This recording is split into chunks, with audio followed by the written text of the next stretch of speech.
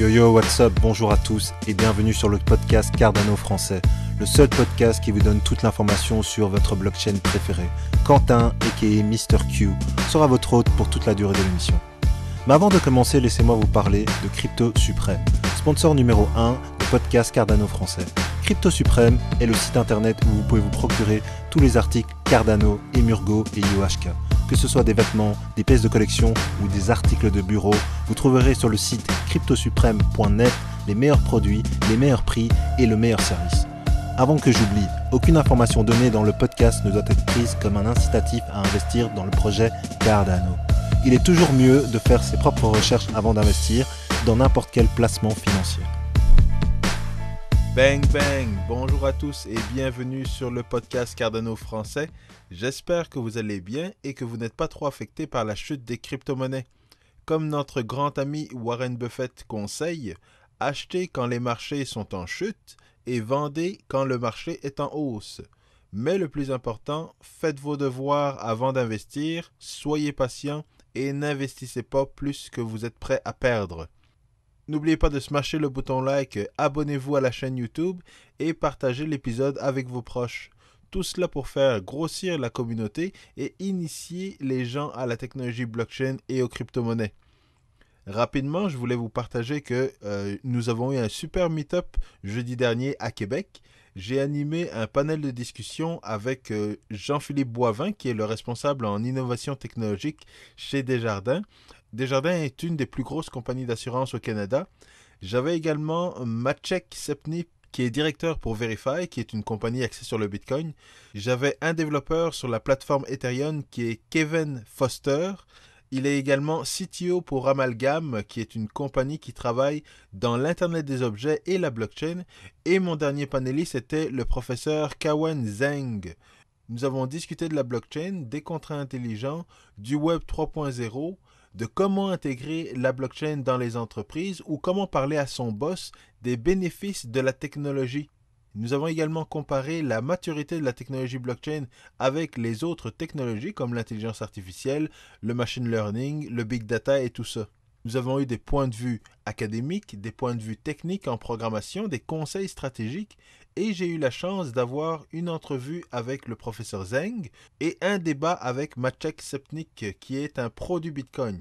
Cela a été très amical mais informatif, donc maximaliste contre ambassadeur, je vais vous partager tout cela prochainement. Je vous encourage toujours à organiser des meet-ups. Nous ne pouvons pas parler de cette technologie-là avec nos familles, nos amis, nos proches. Donc, un meet-up est l'opportunité de pouvoir échanger et apprendre plus avec des personnes qui ont le même intérêt que vous. Alors, la parenthèse est terminée et bon anniversaire Cardano pour ces 2 ans. Alors, vous avez tous suivi ça, évidemment, l'événement qui s'est déroulé en Bulgarie.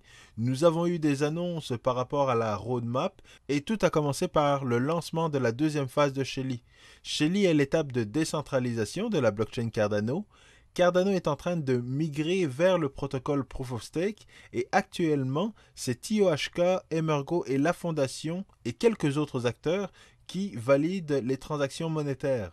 La deuxième phase de Shelly sur le testnet vous permet de configurer un nœud et de communiquer avec d'autres nœuds sur le réseau. Ultimement, dans la dernière phase, les nœuds vont commencer à valider des transactions, créer des blocs et propager l'information sur le réseau. N'oublions pas que la décentralisation va démarrer graduellement. Bitcoin a commencé de la même manière. Peu importe ce que vous entendez sur la décentralisation du Bitcoin, elle n'a pas commencé avec 1 million de nœuds répartis partout sur la planète.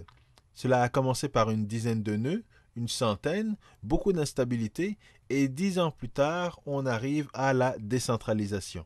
Mais ce qui est le plus important à souligner, c'est que la décentralisation requiert l'implication de tous. N'hésitez pas à expérimenter en créant des nœuds, en vous connectant au réseau, et si vous avez besoin d'aide, n'hésitez pas à en parler sur le groupe Telegram Cardano France.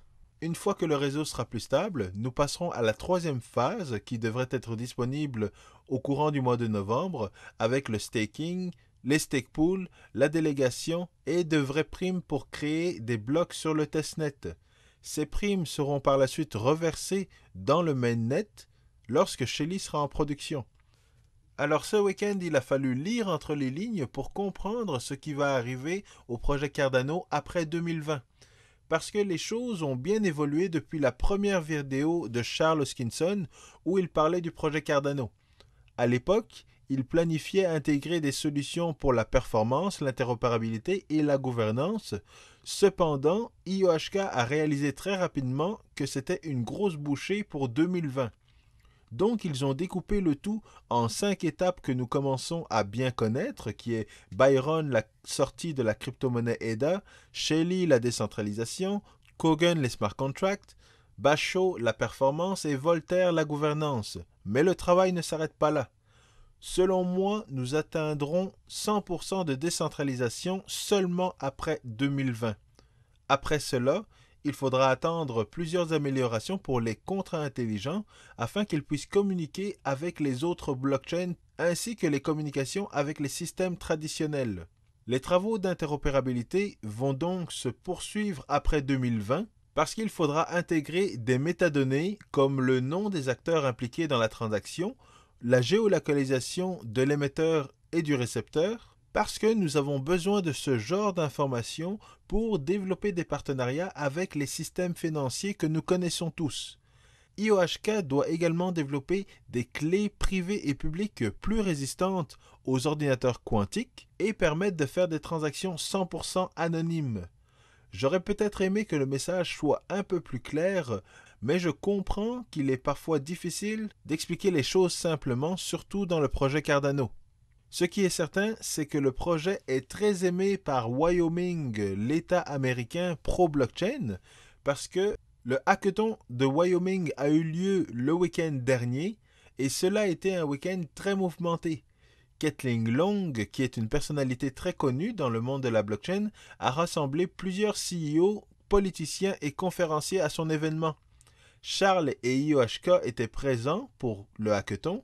Ils y ont présenté les nouvelles versions de Plutus et Marlowe et de jeunes étudiants du secondaire ont même configuré le Shelley Testnet sur des RockPi.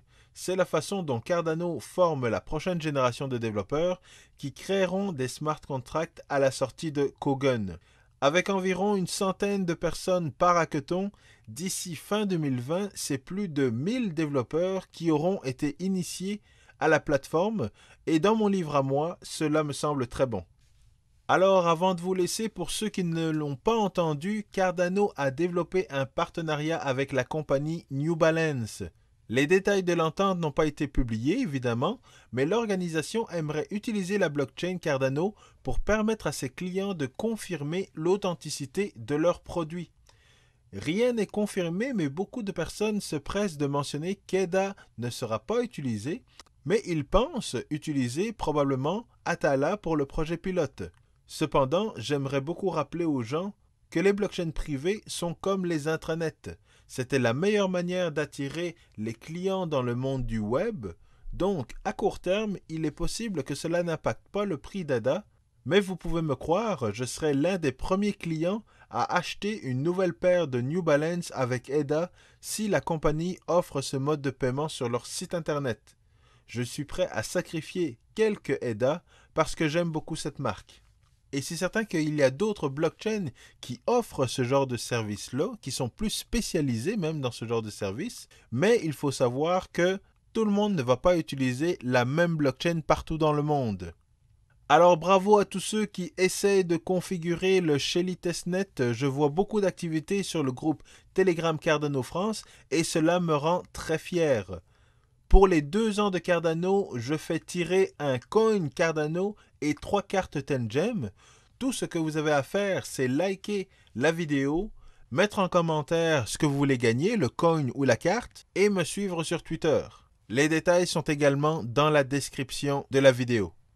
Alors, bon anniversaire Cardano, bonne chance à vous, et on se retrouve très prochainement. Peace!